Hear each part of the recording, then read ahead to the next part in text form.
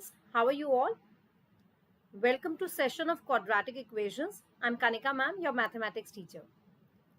So students, in the previous class we had just started with quadratic equations where I told you how to identify whether a particular equation is quadratic. For a quadratic equation, the general form is given by, I'll just show you, I think we had already discussed the general form of the quadratic equation here. A quadratic equation in the variable x is an equation of the form ax square plus bx plus c equal to 0, where a, b, c are real numbers and a is non-zero. A is non-zero because we want to retain this x square term. If x square term is retained, then only we can say it's a quadratic equation, because if this will disappear, we'll be just left with bx plus c equal to 0. That's actually a linear equation. That's why the x square term has to be retained in case of quadratic equation. Now, a real number alpha is said to be root of the quadratic equation ax square plus bx plus c equal to 0 if a alpha square plus b alpha plus c equal to 0. That means a real number we say to be root of the quadratic equation. If we replace this x by that real number, this entire equation comes out to be 0. The value of the equation is 0. Now the zeros of the quadratic polynomial ax square plus bx plus c and the roots of the quadratic equation ax square plus bx plus c equal to 0 are the same. So whether we say zeros of the quadratic polynomial or we say roots of the quadratic equation, they mean the same thing. So for a polynomial, we say 0 if that particular value of x will make the polynomial 0. And we are going to say roots of the quadratic equation where we have an equation. That means we equate it to 0 and we replace x by any particular value. Then this will come out to be 0. So that's called root of the equation. So root of the equation or zeros of the polynomial would be the same. Now in today's class, we are going to first of all discuss one question which we left from the first exercise. The last question was left since we were running short of time. So here we just have to form a quadratic equation. A problem is given to us. We just have to form a quadratic equation. So in this one, it's given to us a train travels a distance of 480 km at a uniform speed. So there's some distance traveled by the train, that's 480 km at a uniform speed. Uniform speed means that the speed is the same throughout. It's not fast or slow like this. It is the same throughout. Now the distance we know is 480 kilometers, and if the speed had been 8 kilometer less, then it would have taken 3 hours more to cover the same distance. So first of all, we don't need the speed here. We don't have the speed here. Let's take the original speed to be x kilometer per hour. So this is case 1 where we have the distance 480 kilometer to be covered by the train, and the speed we have x kilometer per hour that we have taken ourselves. Since it is not given to us in the question, we have to find the speed. Now, if the speed had been 8 kilometer less, that means the train would have been slower, then it would have taken 3 hours more to cover the same distance. We need to find speed of the train. So here we are actually talking about the time. The time here is given by distance upon speed, that is 480 upon x. Please notice this is the original case where we have the distance 480 kilometer. We have the speed x kilometer per hour and the time taken is distance upon speed, that's 480 upon x. Now in case 2, the distance remains the same, 480 kilometer, and the speed is 8 kilometer per hour less. So it was x right in the beginning. Now it is 8 kilometer per hour less. So the new speed is x minus 8 kilometer per hour. Now we don't know the time. The time here is distance upon speed. We'll write this in terms of x as 480 upon x minus 8. Now we know that if the speed had been 8 kilometer per hour less, then it would have taken 3 hours more to cover the same distance. So here we have time 480 upon x. That's the original case. 480 upon x minus 8. That's a new case. In this case, the speed is less, so obviously the time taken would be more. So this is the bigger quantity minus the smaller quantities. The smaller quantity means because here the speed is more, so the time taken would be less. So the bigger one minus the smaller one, the difference is given to us in the question, that is 3 hours. So we'll equate it to 3. Now we'll bring it down to a quadratic equation.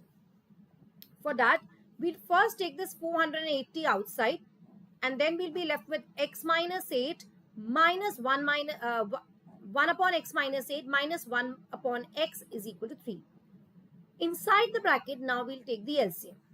So we will get here 480 x minus 8, and in the denominator we'll get x into x minus 8 is equal to 3.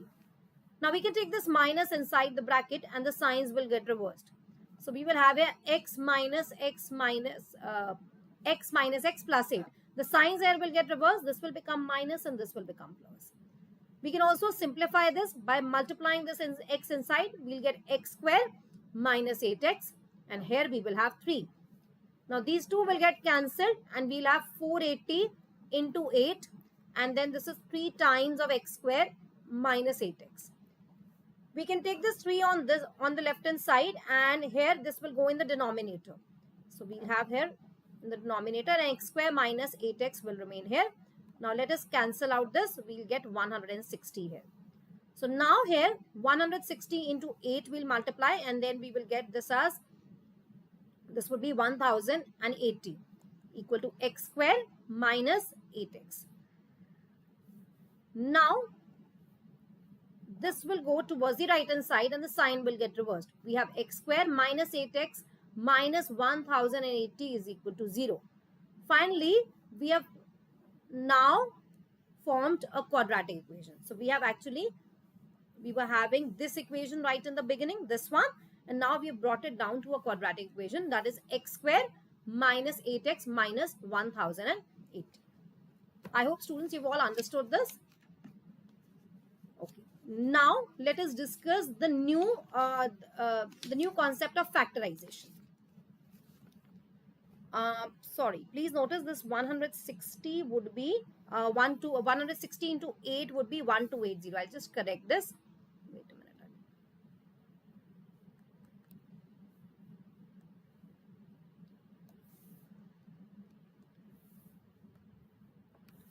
This is 1280. It's not 1080. It's 1280. Now I hope my screen is clear to you all. Is it? Let me check. No, not clear. Yes, it's not clear. Give me a minute.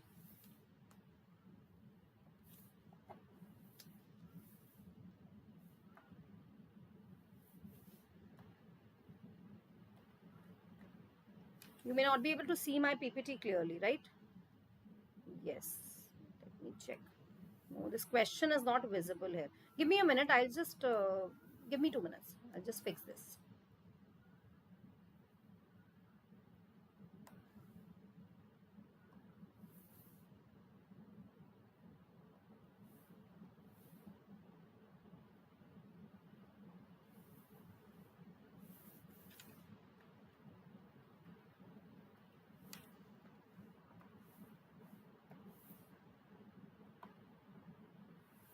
Still not showing, no? Wait a minute.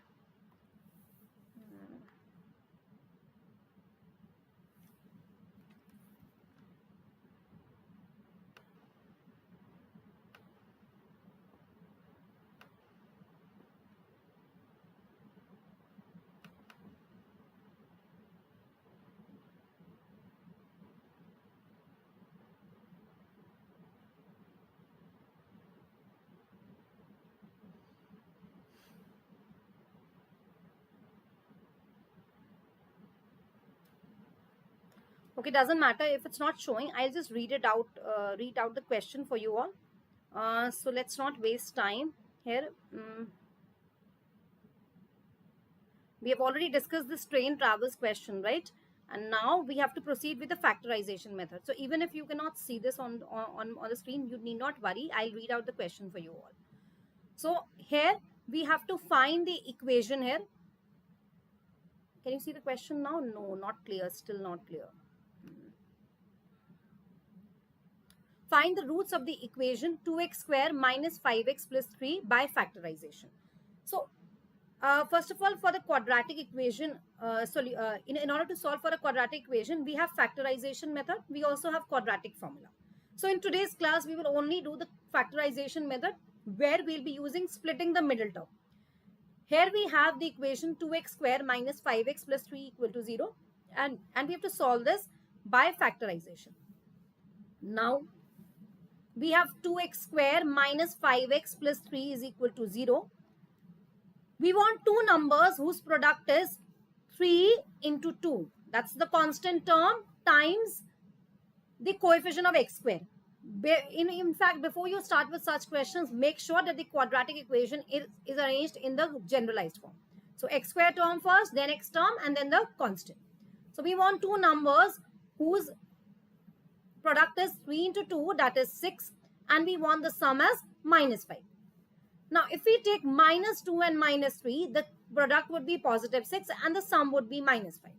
So we're going to take this and we'll write this minus 5x as minus 2x minus 3x. So 2x square can be written as minus 2x minus 3x plus 3 is equal to 0.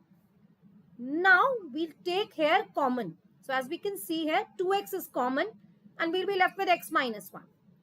From here, we have minus 3 common and we'll be left with x minus 1 here. Now, as we can see that x minus 1 is common. So, we can take this x minus 1 inside and we will have 2x minus 3 here.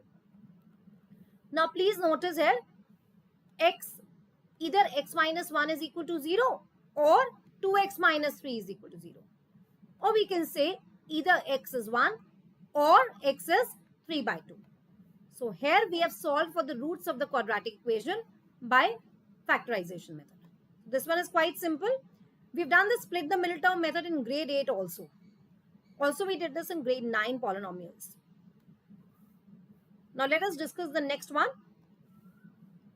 Here we have to find the roots of the quadratic equation, and the equation, can you see on the screen? Yes. Root 2x square plus 7x plus 5 root 2.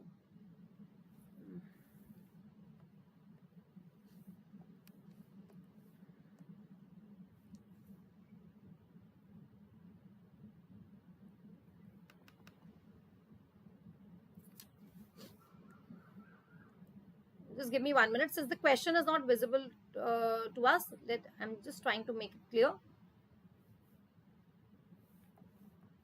Coming back to this. Okay, even if the question is not visible, I'll just quickly write it down on a blank sheet. We have root 2 x square, and then we have 7x plus 7x plus 5 root 2 is equal to 0. So this is the quadratic equation which is given to us. And we have to solve it by factorization method.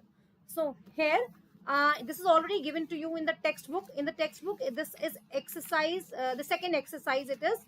And let me just check. It's given to you on page number 76. So if you have your textbook, you can refer to that. I'm discussing question number 1, third part of exercise 4.2. So that is root 2 x square plus 7x plus 5 root 2. Here we want two numbers whose product is 5 root 2 into root 2. So the product is 5 root 2 into root 2. That is actually 5 into 2. 5 root, that is 5 into 2, that is 10. And then we want the sum as 7. We want the sum as 7. So if we take 5 and 2, that will give us the product 10 and will give us the sum 7. So we'll split this 7x and we'll write this as 5x plus 2x. So root 2x square can be written as 5x plus 2x plus 5 root 2 is equal to 0. Now, let us take common from here. As we can see, only x is common in this case, and we'll be left with root 2x plus 5 here. And from here, we can write this as root 2 into root 2. 2 can be written as root 2 into root 2. And then we can take this root 2 common. We can take this root 2 outside. Finally, we'll be left with root 2x plus 5 is equal to 0. Now, as we can see that this root 2x plus 5 is common. Root 2x plus 5 is common. And then we have x plus root 2 is equal to 0. From here, we can see that x is equal to minus 5 upon root 2 we'll get. From here, we'll get x equal to minus 5 upon root 2. And from here, we'll get x equal to minus root 2. So these are two roots of the given equation. If you want, you can rationalize this also. You can multiply both numerator and denominator by root 2. And from here, you will get minus 5 root 2 over 2. I hope students, you've all understood this. Let us now discuss the next question. We have here 2x square minus x plus 1 by 8. Not clear. I'll just write it again. 2x square minus x plus 1 by 8 is equal to 0. Now please notice here, we have 1 by 8 and it's very difficult to work with the denominators. So we'll somehow try to get rid of the denominator. We'll multiply this 2 out by 8. So when we multiply this 2 out by 8, we'll get here 16x square. And here we'll get minus 8x. And if we multiply this by 8, the denominator in the 8 and the numerator in the 8 will get cancelled. So we'll get 1 here. Now we'll solve this. We want two numbers whose product is 1 into 16, that is 16 itself. 1, that's the constant term. 16, that's the coefficient of x squared. That's how I've taken the product 16. And the sum we want as minus 8. If we take minus 4 and minus 4, that is going to give us the product 16 and will give us the sum minus 8.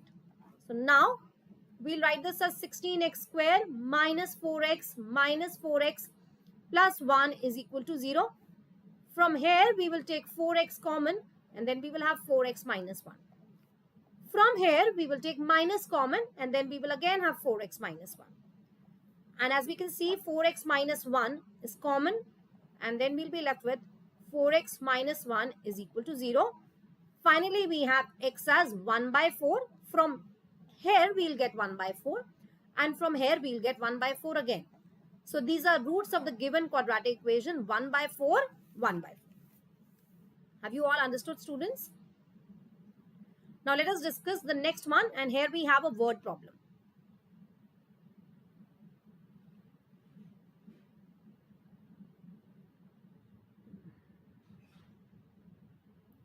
In the next word problem, we have to find, okay, this is not visible at all. I'll write it again. Find two numbers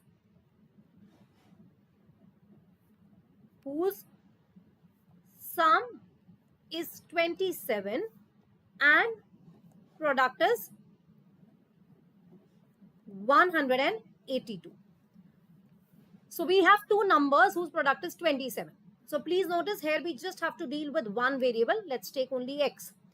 So let's take the numbers as x and 27 minus x. We have taken one of the numbers as x and we know that both the numbers add up to 27. That's given to us in the question.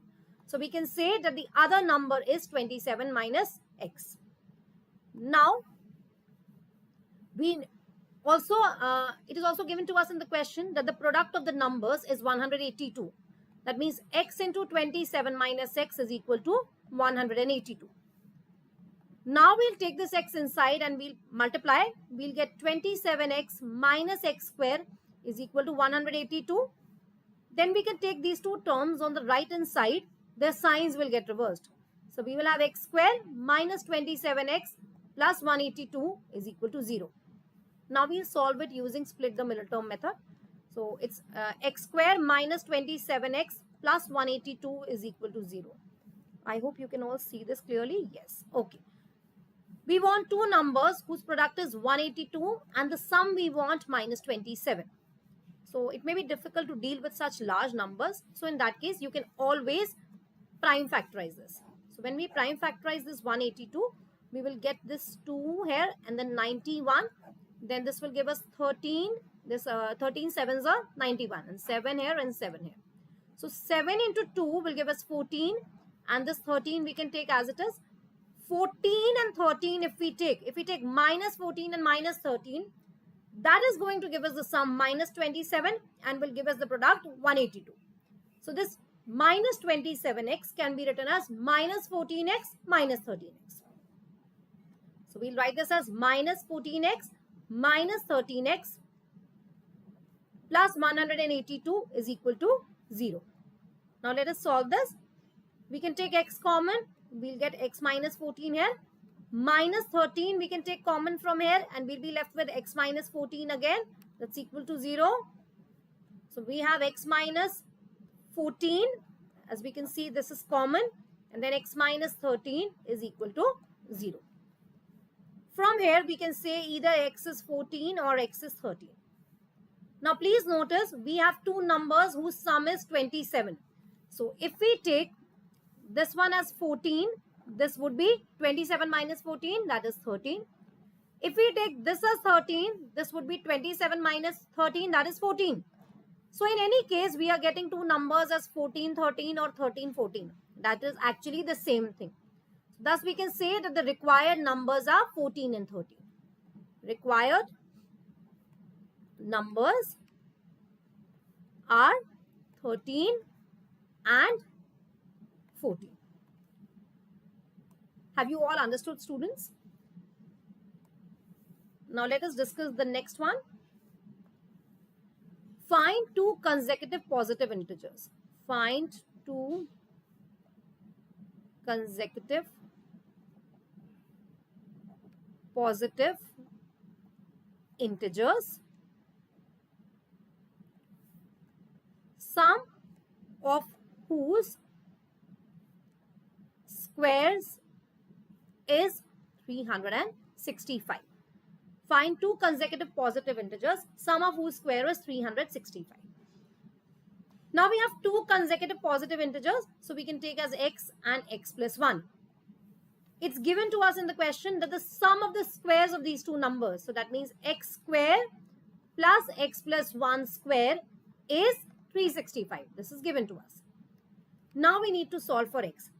So before we do that, we are going to bring it down to a quadratic equation. So we'll open this bracket, we'll write this in the form of a plus b whole square. So this is a square plus b square plus 2ab. Now we'll simplify this. We can take this x square plus x square and we can write this as 2x square. This 2x I'm writing as it is. When 365 will go on the left hand side, it will become minus 365. So it's 1 minus 365 is equal to 0. And then we have 2x square plus 2x minus 364 is equal to 0. Now as we can see here, 2 is common. So we can divide this throughout by 2. We'll get x square plus x minus 182 is equal to 0. Please notice, if we divide this 364 by 2, we'll get 182. Now, we want two numbers whose product is minus 182 and the sum is positive 1. So, we have already prime factorized this 182 in the previous question. So, we have 14 and 13 here. We have 14 and 13 here. That is going to give us the product 182. So, in this question, we can take 14, 13, but then we want the product as minus 182. So, any one of these should be negative. Since we want the sum as positive 1, we'll make this positive and we'll make this negative. So, now we can write this x as 14x minus 13x. So, we can write this as 14x minus 13x, and rest of the terms, the first and the last one, will remain the same.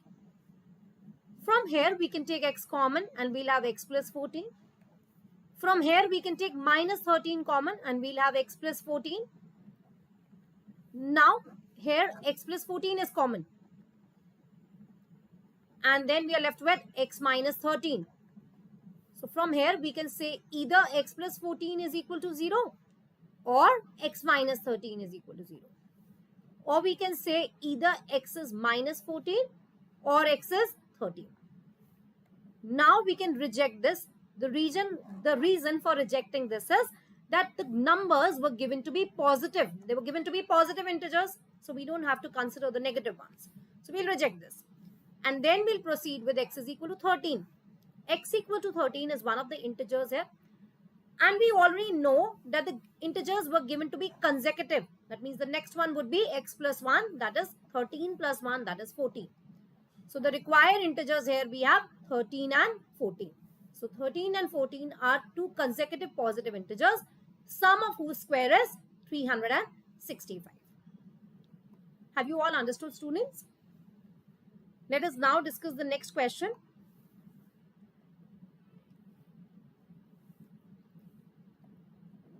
altitude of a right triangle is 7 centimeter less than its base if the hypotenuse is 13 centimeter, find the other two sides. Find the other two sides. The altitude of a right triangle is 7 centimeter less than its base. If the hypotenuse is 13 centimeter, find the other two sides. Now in this question, let's take this as the right angle triangle. Let's name it as ABC. And it's given to us that the altitude of a right triangle is 7 centimeter less than its base. Let's take the base as x centimeter. So the altitude would be x minus 7 centimeter. And the hypotenuse here is 13 centimeter. So the altitude of a right triangle is 7 centimeter less than its base. If the hypotenuse is 13 centimeter, we have to solve for the altitude and the base, the other two sides. Now, since it is a right angle triangle, we are going to apply here Pythagoras theorem. So by Pythagoras theorem, we have altitude square plus base square is equal to hypotenuse square. Now let us simplify this. We are going to open this bracket of x minus 7 whole square. So we are going to apply here a minus b whole square identity. So that is a square plus b square minus 2ab. X minus 7 whole square can be written as x square plus 7 square minus 2ab. And this plus x square I am copying as it is. And we know that here 13 square is 169. I think what I'm writing, it's not visible. Oh, wait a minute. Better now? Can you all see this, what I'm writing on the board? Yes, okay. So here it is. I'll just repeat this. X minus 7 whole square is a minus b whole square, that is a square plus b square minus 2ab. And this plus x square, we've just copied as it is. And then we know here, 13 square is 169. This is 169. Now we can open the bracket. These two will add up to 202x square. This minus 14x I'm writing as it is. This is 49. And this will go towards the left hand side, will become minus 169. Now we have 2x square minus 14x. And we can combine this, we'll get minus 120 is equal to 0. We can now divide this by 2. We'll get x square minus 7x minus 60 is equal to 0. This is quadratic equation which we have got. Now we'll solve it by factorization. So we want two numbers whose product is minus 60 into 1. That is minus 60 itself. And the sum we want minus 7. If we take here minus 12 and positive 5, minus 12 and positive 5 if we take, they will give us the product minus 60 and will give us the sum minus 7. So now we can proceed with this. We'll write this minus 12x, minus 7x as minus 12x plus 5x. So this is x square minus 12x plus 5x minus 60 is equal to 0. Now, we can take here x common and we'll be left with x minus 12. And then we can take this 5 common and we'll be left with x minus 12 here. And we can take here x minus 12 common and then x plus 5. That's equal to 0. From here we have either x is 12 or x is minus 5. Please notice we are going to reject this. We will reject this because lengths we know can never be negative. So we'll proceed with x is equal to 12. Now we have x as 12. That means here the base is 12 centimeter. So I'll just write it again. The base here is 12 centimeter. And the height is 12 minus 7. That is 5 centimeter. This is the height. So finally the other two sides of the triangle we have 12 centimeter and 5 centimeter. The base is, we can write the concluding statement here. The base here is 12 centimeter and the height is 7 less than the base, that is 5 centimeter. This is the final answer. Have you all understood, students? Now let us discuss the next one.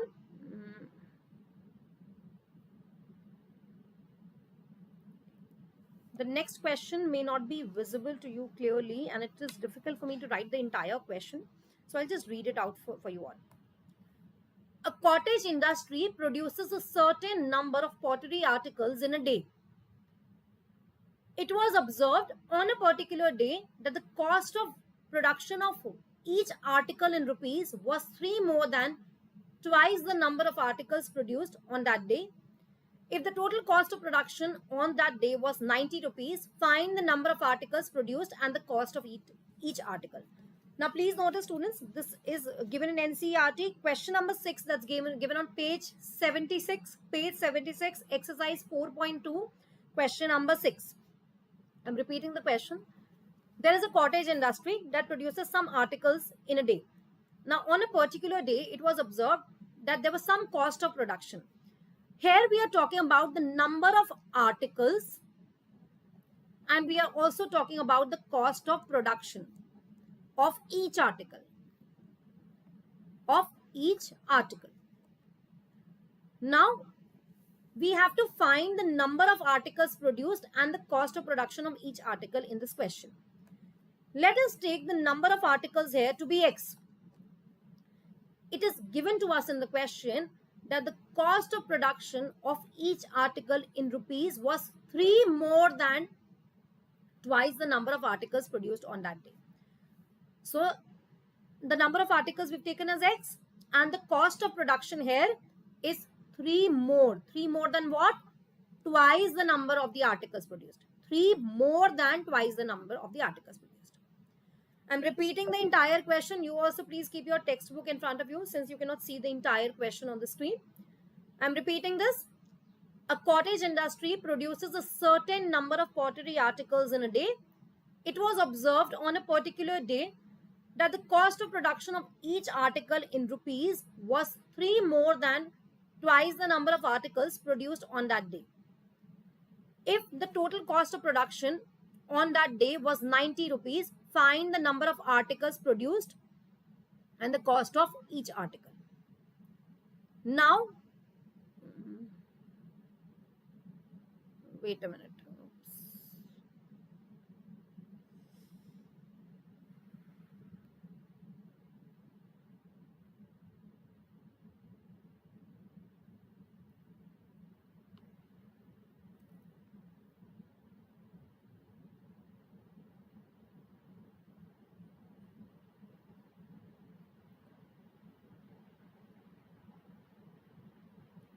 Okay, so what were we discussing? Here we have the number of articles produced as X, that is what we've taken.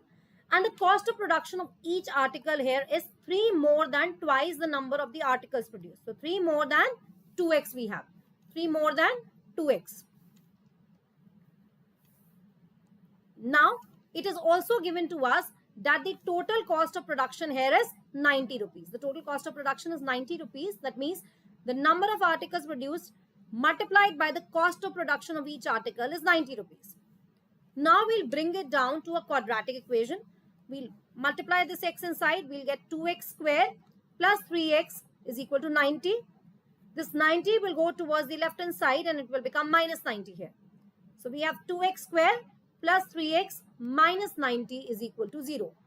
This is the quadratic equation which we have. Now we are going to solve this by factorization method. So I'll just write it again here. 2X square plus 3X minus 90 is equal to 0. Now let us solve this. Here we have two numbers. We want two numbers whose product is minus 90 into 2. That is minus 180. And then we want the sum as positive 3. If we take here positive 15 and negative 12, that is going to give us the product minus 180 and will give us the sum positive 3. We have here 2X square plus 15X minus 12X minus 90 is equal to 0. So we can take here X common and we'll have 2X plus 15 And we can take here minus 6 common, and we'll be left with 2x plus 15 here. Now we can see here 2x plus 15 is common. That this will give us 2x plus 15 times x minus 6 is equal to 0. And then we have x is equal to 6 and x equal to minus 15 upon 2. So this we are going to reject, because here x we took as number of the articles produced. We cannot have number of the article produced in negative, or even if we cannot have it in fraction. So we are going to, this is not possible to have the number of articles in negative. We'll reject this. We will then proceed with x is equal to 6. Thus the number of articles produced here is 6. We can write it here. Thus number of articles produced is 6. All right, students. So I'm winding up here. We are going to proceed in the next class, and in tomorrow's